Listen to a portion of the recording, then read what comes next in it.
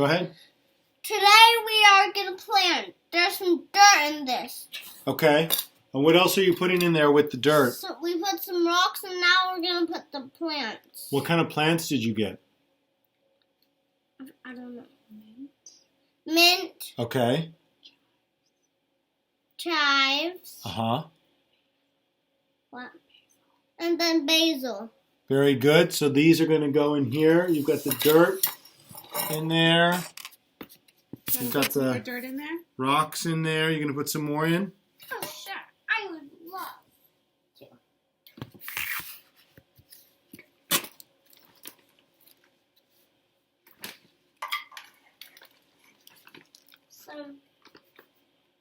That's okay. Do you want Very to tell? good. Do you want to tell them that maybe should they do a garden? I think you guys should do the garden. Why? Why should they do a garden? Because then your backyard will, then your what? Fire escape. Then your fire escape will look pretty. Yeah, we don't we'll have put a these on the fire backyard. We'll escape. put it on the fire escape. Okay, so maybe what we'll do is we'll check in at the end of the video and you can show them what you planted? Yeah. Okay, we'll check in at the end and see how the planting's going. Okay, welcome back. Moving into our next part of the unit. Hope you are safe and healthy. Unit 11A is complete. Please do not spend any time making up missing assignments from Unit 11A. We are going to focus on Unit 11B from here till the end, which is very close. The only exception is the quiz. If you want to improve your overall grade, just keep up with what we have remaining.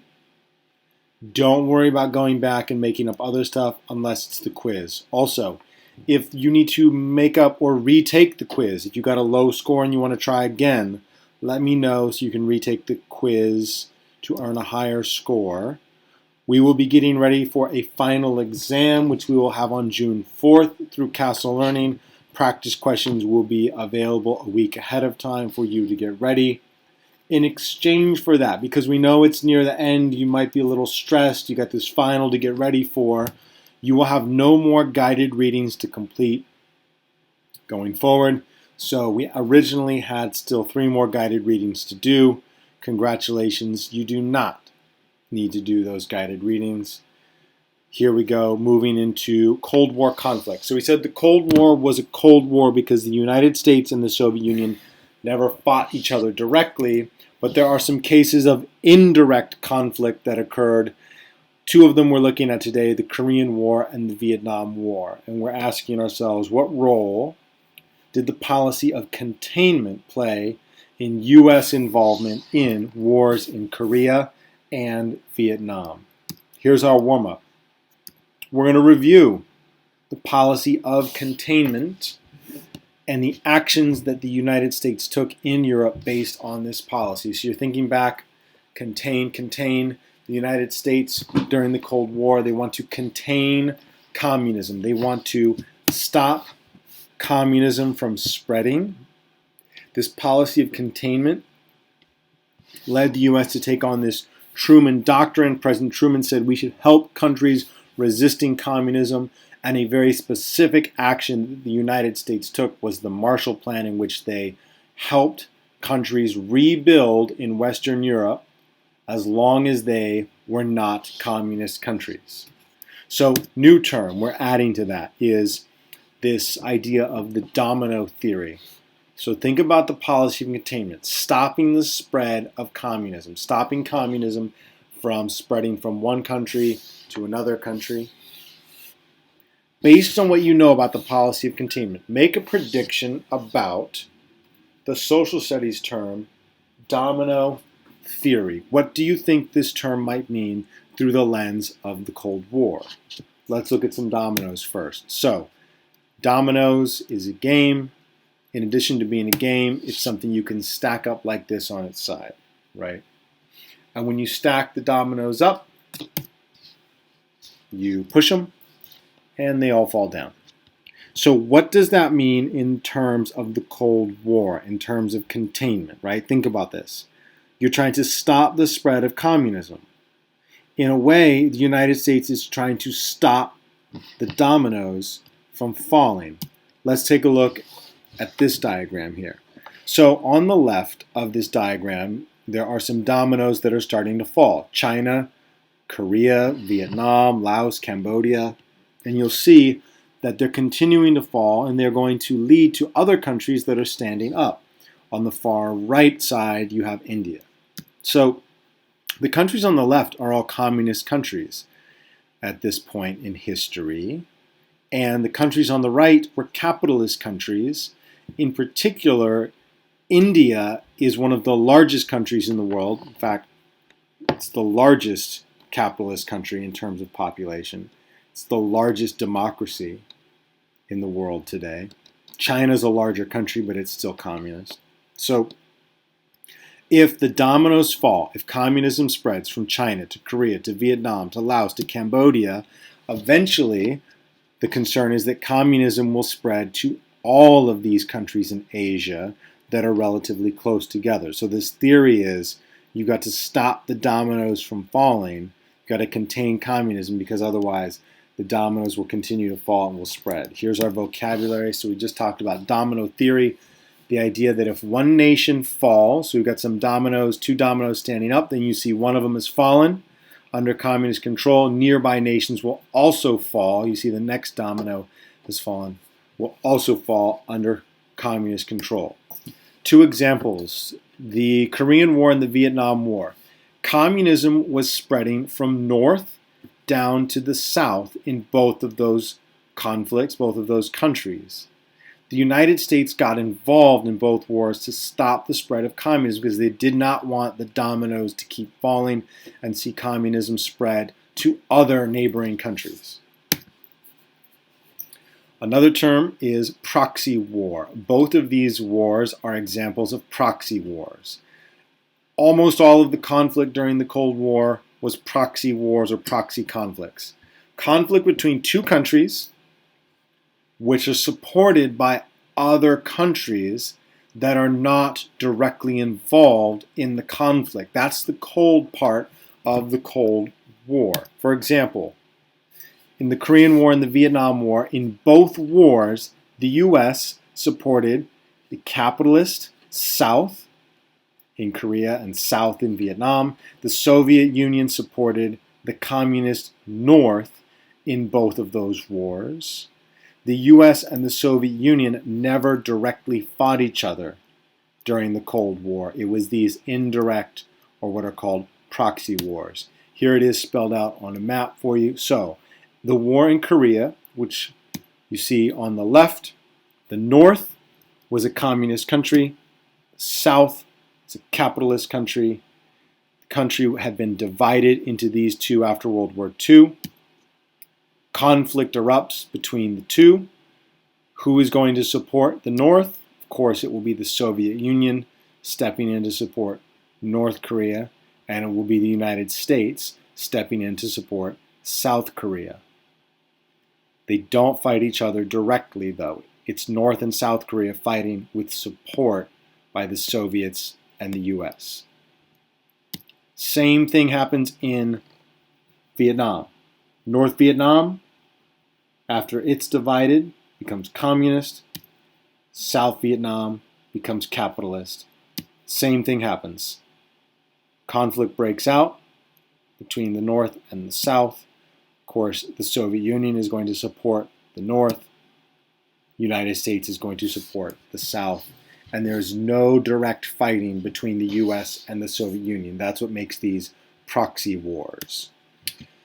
All right, let's look specifically at the Korean War, some of the important things you need to know about it. We're going to start at the beginning here. After World War II, Korea became a divided nation. It was divided at the line you see labeled there, 38th parallel. North of the 38th parallel, which is that line of latitude, Japanese troops surrendered to Soviet forces. So the North became communist. And south of this line, the Japanese, who had taken control of Korea, surrendered to American troops. So, of course, South Korea became capitalist. This is similar to how Germany was divided between East and West. East became communist, West became capitalist. Okay? So, later on, the North invades the South. North Koreans swept across the 38th parallel in a surprise attack on South Korea. Within days, the North Korean troops had penetrated deep into the South. By September, they controlled the entire Korean peninsula except for a tiny area around Busan, which is a city in the far southeast, which you see here. That's all the territory that the South had left. So communism is spreading. If you look at the map, it spread from the north way deep down into the South. So what's going to happen? South Korea asked the United Nations to intervene, including the United States. A UN international force, which included 15 nations, and the US launched a surprise attack back. And the UN troops pushed North Korea all the way back across the 38th parallel, almost all the way to China. So you can see now North Korea has a very small piece. China gets nervous. They feel threatened by how close these troops were. So they send 300,000 troops into North Korea. And at this point, China was communist. So they are supporting another communist country. So now it's the Soviets and China supporting North Korea. Chinese greatly outnumbered the UN forces. They pushed the UN troops out of North Korea, captured the South Korean capital city of Seoul, and finally, after 2 more years, the UN forces pushed the Chinese and North Koreans back. They asked for a ceasefire. The two sides give up.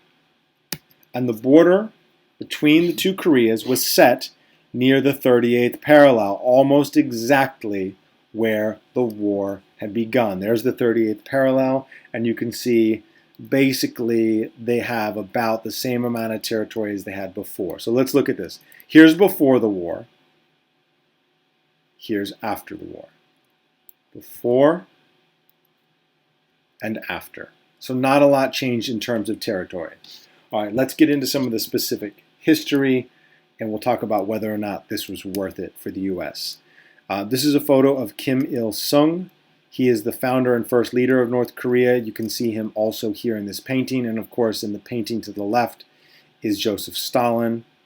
So Kim Il-sung was a communist. He established a communist government. The Soviets supplied North Korea with a lot of military equipment in an effort to take over South Korea. As the North invaded the South, hundreds of thousands of South Koreans had to flee south as the Northern Army invaded. Then eventually UN troops push almost all the way up to China, push back on the North. The two sides go back and forth a little bit more. And then in 1953, they agreed to a ceasefire agreement. However, unfortunately, although there was very little change in terms of where the border was, 4 million soldiers and civilians had died in this war. So it was very devastating in terms of the loss of life for not little change in terms of territory. The border between the two countries is called the DMZ. It's a demilitarized zone. So along that border, there is basically a zone where no one can be. It's heavily guarded by both countries along that border. So I mentioned Kim Il-sung. He was the first dictator of North Korea. Then he was followed by his son, Kim Jong-il, who's the second leader. When he passed in 2011, Kim Jong-un, who you are familiar with today, he is the current dictator of North Korea. North Korea has a culture of looking up to these leaders almost as if they were gods. You can see in this photo North Koreans bowing to statues of Kim Il-sung and Kim Jong-il. This is very similar to how Stalin and Lenin were perceived in the Soviet Union as being these greater than life figures, these heroes, almost like gods to the people. However, unfortunately, the economy of North Korea is very, very poor, and people are still not in a position to question, unfortunately. Let's take a look at the numbers here, okay? So here's South Korea. South Korea's economy prospered, especially during the 1980s and 90s. It's a very successful country economically. Many products are made there, many electronic devices. Samsung, for example, is a South Korean company. Here's what happened in North Korea. The economy went up into the 70s, then it got flat, and then it crashed. They had a horrible famine. They have not been able to keep up economically because they're isolated from the rest of the world. I think that this photo really spells it out very, very well. This is an aerial photo taken from space at night, and the dots that you see on here are lights that you can see from space. So these are cities with very, very bright lights, and if you see lines connecting the cities, those are highways connecting those areas. So let me label some things here. This is part of China. It's not a very industrialized part of China, as it's the far northeastern part of China. There's a tiny bit of Russia here on the map. This is North Korea. And this is South Korea. So looking from space, you can see how much more developed South Korea is because of how much electricity they use, how many lights they have all throughout the country. It's a very industrialized country.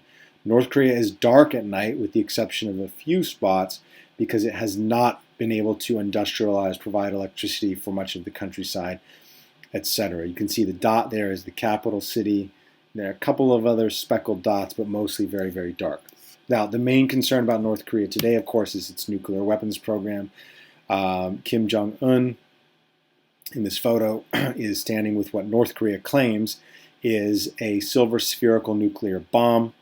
A bomb of that type could then be attached to a missile, which they've been focused on developing as well. So it is a nuclear-capable country, and we talked about that in our lesson about the arms race, the significance of that, and whether or not nuclear weapons make countries more safe or less safe.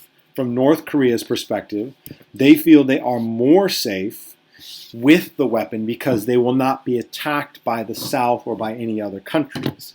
Unfortunately, it makes other countries probably feel less safe because they are worried that North Korea may use their nuclear weapons if they feel that they are threatened. All right, let's do a little check-in, check for understanding here. Historical circumstances, what was happening before?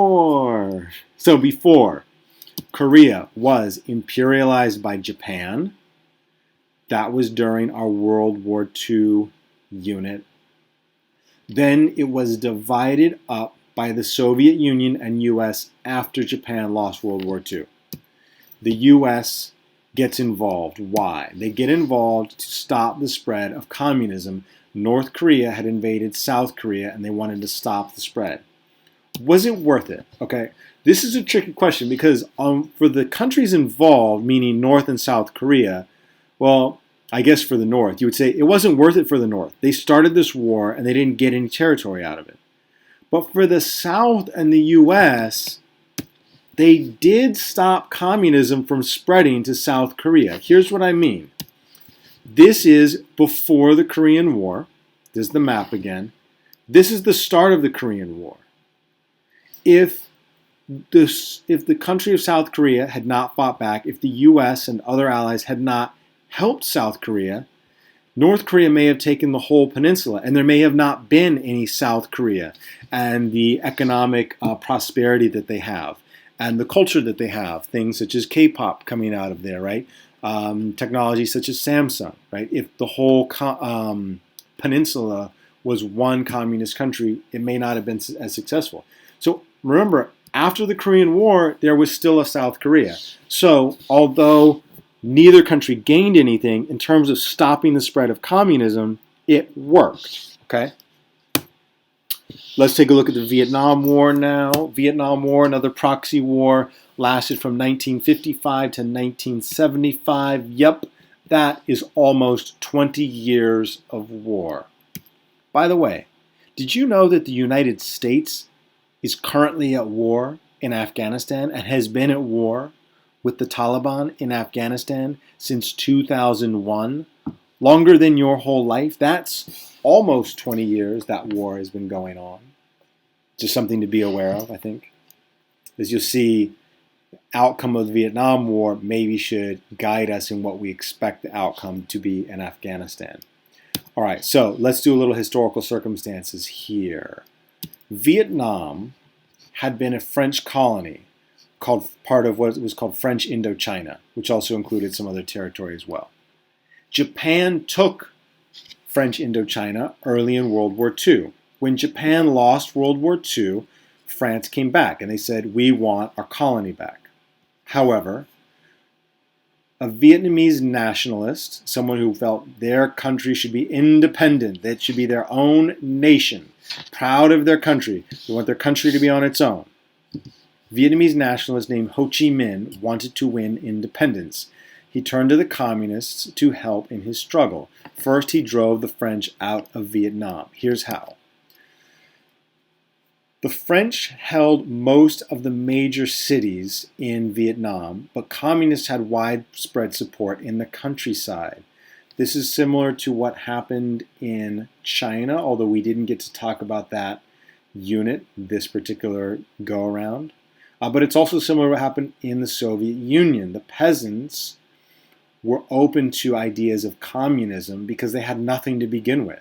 So when someone comes along and says, we'll share it with you, that sounds good. So in France, people began to doubt that their colony was worth the lives and money that the struggle cost them. Here's what we mean. Look at the map. The angled lines are areas in which communist-led rebels are challenging government authority. So all throughout French Indochina, people are questioning the authority of the government. Then the gray shaded areas are areas in which communist instigated guerrilla attacks have recently occurred. So there are attacks happening all over the country. So France says, peace, we're not sticking around. And they allow it to be independent. Now, much how communism and capitalism divided up the Korean Peninsula, the same thing happened in Vietnam. So, in 1954, the French suffered a major military defeat. They surrendered to Ho Chi Minh. A peace conference split Vietnam in two, just like Korea had been split in two. Vietnam was split at 17 degrees north latitude, at the 17th parallel. North of that line, Ho Chi Minh's communist forces governed. To the south, the United States and France set up an anti-communist, meaning capitalist, government. So it's the same exact thing as what happened in Korea.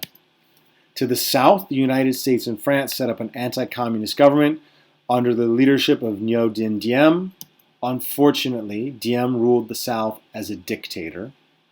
In 1963, a group of South Vietnamese generals had Diem assassinated. This is a photo of his body after being assassinated.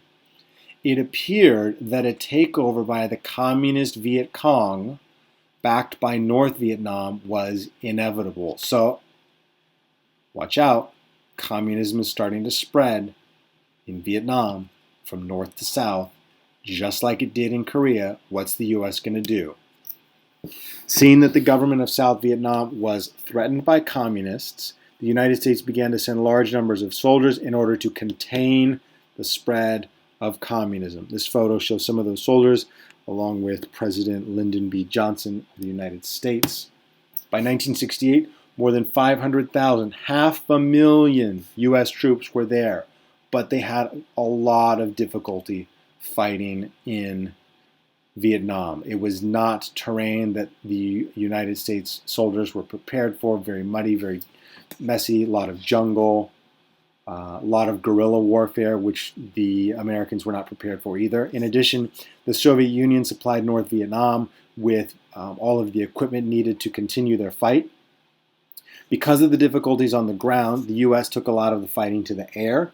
They tried bombing or burning forests in the South to stop their enemy from hiding. So they're trying to help the South, but they're having to bomb the South to find the enemies who were hiding in the South. So they're bombing peasants' houses, peasants' farmland, and these actions made many peasants in the South more likely to support the communist North because they're saying, look, the Americans are here destroying what I have, and the North is promising communism. That's better than what I've got right now. So the war did not go well for the United States. In the late 60s, President Nixon began to reduce the number of troops in Vietnam, and the last ones left in 1973. And they basically left it split as it was before, just like you see here, until 1975. Nixon is is about to be impeached. He resigns from office due to the Watergate scandal. You'll learn a lot about that in U.S. history. Because Nixon is out, the North feels like, you know what? He's out. We can do something because we didn't want him to bomb our country. And this new president, President Ford, he doesn't seem like he's going to do anything about it. He doesn't want to do anything about it. So the North invades the South. They made Vietnam one country again. Capitalism is out. The entire country becomes communist. That's correct. The U.S. and South Vietnam lost the Vietnam War to North Vietnam. In this photo, you can see victorious North Vietnamese troops at the South Vietnamese presidential palace. That would be as if another country was standing and posing in front of the White House after defeating our country, right? After the war, about 1.5 million people fled Vietnam after the war. Those who did not support communism, who did not like the changes to their way of life. Many of them came to the U.S. and other parts of the world. Today, Vietnam remains communist. It's one communist country. It's no longer divided up. But they do welcome foreign investment. There are many products made there, especially a lot of clothing is made there.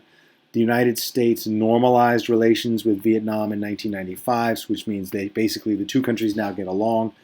The United States is no longer trying to stop communism from existing there. Let's do a little check for understanding. So, historical circumstances, very similar. Vietnam was imperialized by France, then Japan, then France again, and divided up after France lost to Ho Chi Minh, just like Korea was divided up after World War II. Why did the U.S. get involved? Capitalist South Vietnam was threatened by communists. The U.S. must stop the spread of communism. That's their whole goal. Contain communism, so they get involved. Was it worth it? In this case, almost unanimously, it was not worth it. North Vietnam defeated South Vietnam. North Vietnam unified the two parts into one country that's completely communist. The United States did not stop communism from spreading to South Vietnam. That's the two proxy wars. Here's our task for today. You're going to read the section summary for war in Korea and Vietnam. Your task is going to be a little bit different today. It's multiple choice, but all of the possible answers are the same. It's more about making sure you understand the statements, okay? So you're going to read each statement, then determine whether the statement applies to only the country of Korea or only the country of Vietnam, or does it apply to both the country of Korea and the country of Vietnam? Let me show you what I mean. I'm going to give you a couple of answers right here to help make sure you understand this. So here's the task. Read each statement, then determine whether the statement applies to only Korea, only Vietnam, both Korea and Vietnam. The first one here, I'll circle it for you. This country had previously been imperialized by another country, such as Japan. This statement applies to, we know Korea was imperialized, in fact, by Japan before World War II. We know that Vietnam was imperialized by France, then Japan took it from France, then France got it back. So it's going to apply to both the country of Korea and the country of Vietnam. There's a free point for you on the task today. We'll look at one more. We'll look at the last question. The last question I just talked about. The United States was able to stop, meaning contain, the the spread of communism from north to south in this country. This statement applies to, well, we know Korea, South Korea did not become communist. The United States stopped communism from spreading to South Korea. What about Vietnam? No, we know Vietnam was a failure. The United States could not stop communism in Vietnam, so it's only the country of Korea that this statement applies to, okay? As always, don't forget, stay safe, stay healthy. We're done with Unit 11A. Don't go back. We're just going to keep moving forward. The only thing you should make up if you missed it is the quiz. Keep up with everything. We've got 3 more lessons to go, including this one, so just 2 more lessons to go. Then we'll get to that final. Let me know if you want to retake the quiz, and congrats to you. We know you've got a lot going on. There are no more guided readings. Let's check back in with those plants. Well, I'm eating this one. Okay, what is that one you're eating? Mint. Mint? Okay, and let's see. What do we have out the window here? Basil. Uh-huh. Onions. Yep. And what's that? I think that's thyme or oregano. Thyme. Okay. And No, what it's else? not thyme. No? And you have some mint? Yeah, that's what I'm eating. And some basil? How's the mint taste?